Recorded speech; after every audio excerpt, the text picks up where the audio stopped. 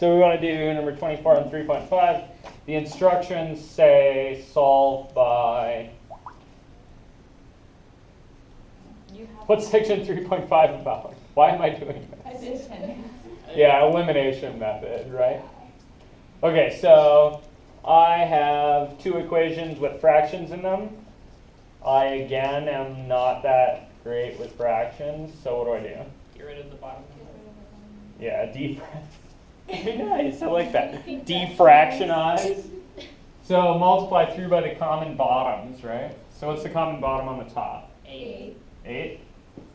Okay, so we take this thing, we multiply by 8, what do we get? X plus y equals 0. X plus y is 0. And on the bottom, 4 seems like the common bottom. So I've got 2x minus y is negative 12. negative 12. And you can just add them right now since you have the plus y. Oh yeah, awesome. So I got my two equations, right? The elimination method says that I should Add both your multiply one by something so I can add it to the other one, or maybe multiply them both by something so I can add them together and get rid of one of the variables. But I already have a plus y and a minus y here, right? So why do anything else? Just take these, add them together. You get 3x if is negative 12. Good. 3x is negative 12. And So just then what? divide by 3. So we apply divide by 3, we get x is negative 4. And y is 4, right? Because they don't equal 0 every time. Ah, yeah, so x plus y is 0, which really is the same thing, right, as x is minus y. Or maybe y is minus x, either way. Right? So y is indeed positive 4. Cool. You want to see the lines for these ones? Okay, so to see the lines, The top one doesn't. It's a line, but I did this one in a dumb way. Yeah, so does this look like a line? no. What's the confusing thing about that? Not the entrance that. Yeah, there's no number, right? There's no b, so b is going to be 0. 0. That's actually easier to graph, right? Because it goes through the origin. Okay, so I want to get y by itself, right? Yeah, so it's just negative 1 x. Yeah, which I already have actually pretty much done, right? Maybe if I had done that, I would have y by itself. So that first line is y equals minus x. So that goes through this point at 0, 0, and Down 1 over 1. you guys all see that? Might look at this minus 1 and think to yourself, that's minus 1 over 1. Right? So that means I'm going down 1 for over 1. So here's over 1, down 1.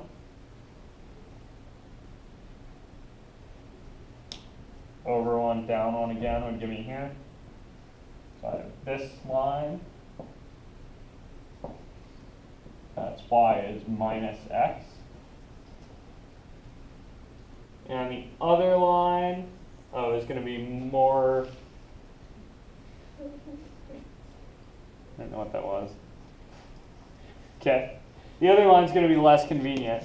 But I already have a relatively close form here, right? So I'm going to take this guy over.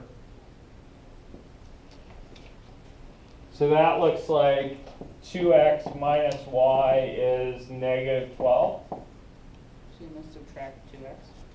Okay, so subtract 2x, that'll give me Negative y.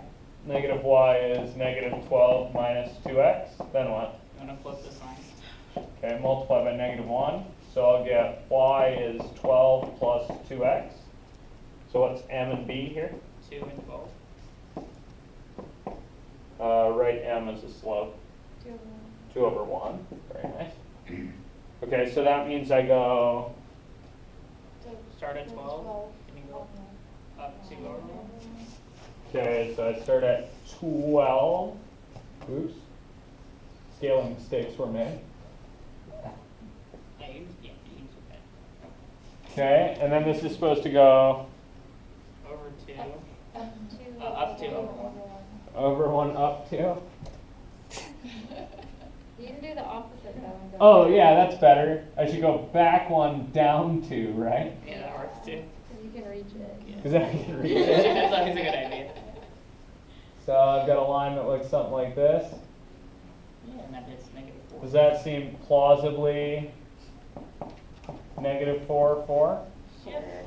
Sure. Yeah, I mean, it's in the right quadrant at least. It seems like it's probably about right. Cool.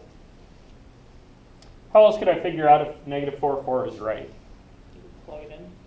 Yeah, you plug it into both equations, see if it works, right? Which you kind of already did. Yeah, which we really actually did by solving. But maybe we made an arithmetic error solving. So I would plug that back into the very first things you started with. Because if I made an arithmetic error, it's possible it was in that first step, like maybe I forgot to distribute or something. Cool. Questions on this?